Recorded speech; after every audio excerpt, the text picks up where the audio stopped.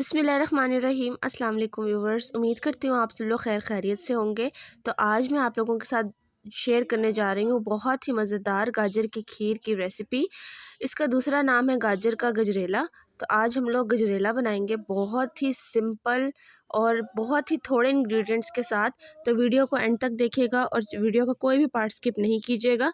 तो चलिए आइए विदाउट वेस्टिंग एनी टाइम अपनी रेसिपी को स्टार्ट करते हैं। और गाइस चैनल पर नए हैं तो चैनल को ज़रूर सब्सक्राइब कर लीजिएगा। तो चलिए आइए स्टार्ट करते हैं। तो ये देखिए गाइस, यहाँ पे मेरे पास गाजरें हैं, तकरीबन आधा किलो के आसपास गाजरें हैं। आप लोगों ने गाजरों को धो के अच्छे तरीके से ग्रेट करके कद्दूकश कर लेना। इस तरीके से देख सकते हैं आप लोग, गाजरों को हम लोगों ने ग्रेट कर दिया। और यहाँ पे मेरे पास चावल है, तकरीबन मेरे पास यहाँ पे 1 कप के बराबर चावल है। चावल आप लोग कोई भी ले सकते हैं, बासमती लेना है तो ले लें। चावलों को आप लोगों ने भिगो के रख देना है तकरीबन आधे घंटे के लिए। अब आते हैं नेक्स्ट प्रोसेस की तरफ। सबसे पहले आप लोग एक पैन ले लें, इसमें आप लोगों ने 1.5 लीटर दूध ऐड करना है। दूध यहाँ पे आप लोगों ने फुल फैट क्रीमी इसमें मिल्क ऐड करना है।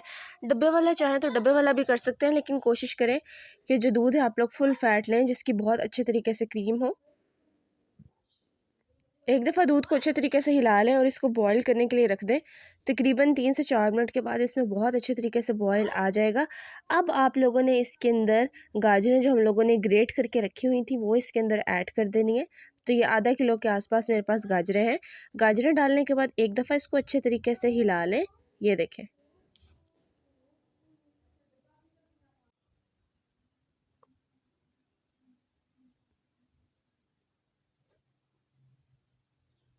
अब आप लोगों ने चावलों को ग्राइंड कर लेना है और ग्राइंड करके आप लोगों ने इसके अंदर चावल ऐड करने हैं। तो ये देखिए, मैंने थोड़ा सा पानी डाल के चावलों को बहुत अच्छे तरीके से ग्राइंड कर लिया था। ये देखें, अब इसके अंदर चावल ऐड कर दें। तो तकरीबन 1 कप के बराबर मेरे पास यहाँ पे चावल है। चावल ऐड करने के बाद अगेन इसको एक दफ़ा अच्छे तरीके से हिला लें, मिक्स कर लें। यहाँ पे फ्लेम आप लोगों ने मीडियम रखना है, हाई नहीं रखना। हाई रखेंगे तो क्या होगा, सारा दूध बहुत जल्दी खुश्क हो जाएगा। हम लोगों ने यहाँ पे मीडियम फ्लेम रख के इसको पकाना है। मीडियम फ्लेम पे सारे दूध को खुश्क करना है। ये देखिए, अब देख सकते हैं आप लोग कि दूध जो है वो काफ़ी थिक होना स्टार्ट हो गया है। और यहाँ पे गाजरें भी बहुत अच्छे तरीके से बॉयल होना स्टार्ट हो चुकी होंगी। ये देखें, अब जब इसमें इस तरीके से बुलबुले बनने स्टार्ट हो जाएं, अब इसमें आप लोगों ने 1 कप चीनी ऐड कर देनी है। चीनी आप लोग अपने अकॉर्डिंग रख सकते हैं। अगर आप लोग बहुत ज़्यादा मीठा खाते हैं फिर आप लोगों ने इसके अंदर 1.5 कप चीनी ऐड करनी है।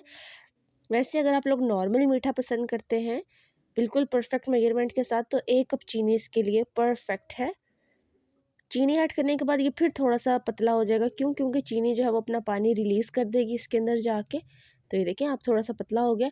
अब इसमें आप लोगों ने 3 इलायचियों को कूट के इलायचियों का पाउडर ऐड कर देना है। अगर आप लोगों के पास इलायची एसेंस है तो आप लोग वो भी इसके अंदर यूज़ कर सकते हैं।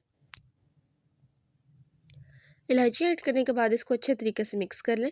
अब खुशबू के लिए मैंने इसके अंदर यूज़ किया है केवड़ा एसेंस का। ये आप लोग करना चाहें तो करें, लेकिन इससे बहुत अच्छा सा टेस्ट आता है। तकरीबन ये देख सकते हैं, ये थोड़ा सा ज़्यादा हो गया था। आप लोगों ने थोड़ा सा ऐड करना है, बहुत थोड़ा। ये ज़्यादा करेंगे तो इसकी खुशबू इतनी स्ट्रॉन्ग होती है। आप लोगों ने बस 2 से 3 कतरे ही इसके अंदर ऐड करने हैं, बहुत ज़्यादा इसके अंदर ऐड नहीं करना। केवड़ा एसेंस ऐड करने के बाद इसको अगेन अच्छे तरीके से मिक्स कर लें। तो टोटल इसको मैंने पकाया है 20 से 25 मिनट के लिए। ये देखें, अब इसमें डाल दें ड्राई फ्रूट्स। मैं इसके अंदर कटे हुए बादाम यूज़ कर रही हूँ और मैंने किशमिश इसके अंदर ऐड किया है। आप लोगों को जो ड्राई फ्रूट पसंद है आप लोग इसके अंदर ऐड कर सकते हैं। रोस्ट करने की ज़रूरत नहीं, चाहें तो अगर ड्राई फ्रूट्स को रोस्ट करना चाहते हैं तो रोस्ट कर लें, लेकिन वैसे भी आप लोग कट करके इसके अंदर ऐड कर सकते हैं, कोई मसला नहीं है। इस स्टेज पे फ्लेम को बहुत हल्का कर दें।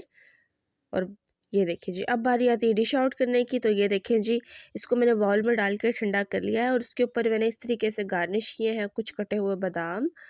तो उम्मीद करती हूँ जी मेरी आज की रेसिपी आप लोगों को बहुत पसंद आई होगी। अगर आप लोगों को लगता है इस वीडियो में मैंने आपको कुछ सिखाया है तो मेरे चैनल को सब्सक्राइब करें और साथ ही साथ नोटिफिकेशन को क्लिक करें ताकि मेरी आने वाली वीडियोस आप तक पहुँचती रहें। इंशाल्लाह ताला मिलूंगी मैं आप लोगों के साथ एक नई रेसिपी में। तब तक के लिए अपना बहुत सारा ख्याल रखिए और दुआ में याद रखिए। अल्लाह हाफिज़ and thanks for watching my video guys. अल्लाह हाफिज़, टेक केयर।